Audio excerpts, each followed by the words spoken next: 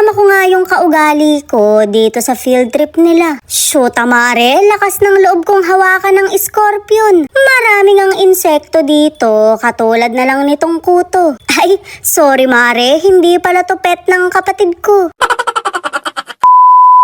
Nung field trip pala to ng anak ko, nakalimutan ko lang i-upload. Sayang naman mare, ang gaganda pa naman ang pinuntahan namin dito. Panay malalaking insekto nga yung nandito, kaya excited na akong pumasok. O diba, gagamba agad ang bumungad sa amin. Hindi ni ngay nalilito ako kung kuto ba to. Sinend ko pa sa kapatid kong kutuhin kung pamilyar ba sa kanya. Kaso mare, hindi daw.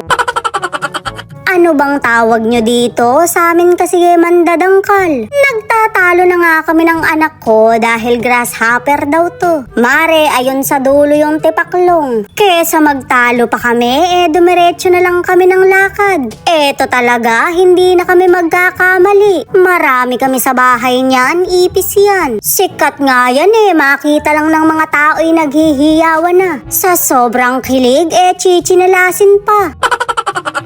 Alam ng anak ko to dahil maraming langaw sa amin. Malamang, san ba wala? Yung bebe ko nga ang nag-field trip talaga, pero parang ako pa yung mas nag-e-enjoy. Sorry mare, first time ko kasing sumama sa field trip. Kung kailan namang hindi na ako estudyante, tsaka ako lang na-experience. Wala ganun talaga, mahirap ang buhay noon. Basta ang pangarap ko lang noon, magkaroon ng panting may nakasulat na Monday to Sunday. Wala na bang ganun? Parang gusto ko tuloy bumawi kay self. Nadaan nga kami sa scorpion at tinry ng bebe kong humawak. Natakot siya kaya ako na lang ang nagtry. Ibig ko ngang magpatusok para maging si Alakdana ko. Kaso mare, ayaw niya. Baka siya parawang mahawa ng pagiging manginginom. Grabe yung lakaran din hindi na kinakaya ng trentahin. Pero naglalakas-lakasan ako para hindi mahalata. Bagok, halata sa muka. Mabuti na nga lang at naupo kami dahil may panonoorin kaming palabas. Hi! Hi guys! Hello everyone!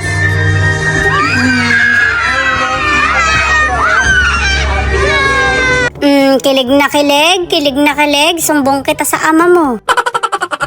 Tuwang-tuwa nga yung anak ko dahil napaka-friendly nila sa mga bata. O diba, napaka-sweet pa nila. Alam kong napakainit sa loob ng mascot pero hindi nila pinapahalata. Nakita nyo naman, nag-showdown pa sila.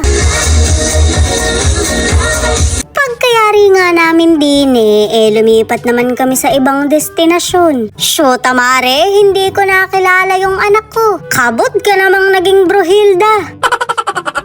Maraming ang kung anik-anik dito, kaya tamang ikot lang yung anak ko. Nakakita siya ng slime kaya nagpabili. Shoot mare, mortal enemy ko yan. Pagkit-pagkit na yung mga gamit namin dahil sa slime na yan. Ayoko namang kontrahin yung bebe ko dahil nagsisibili din yung iba. Pag nadikit sa buhok mo yan, paknot ka na naman. Mare, hindi ako matyaga, gugupitin ko talaga yung buhok niya.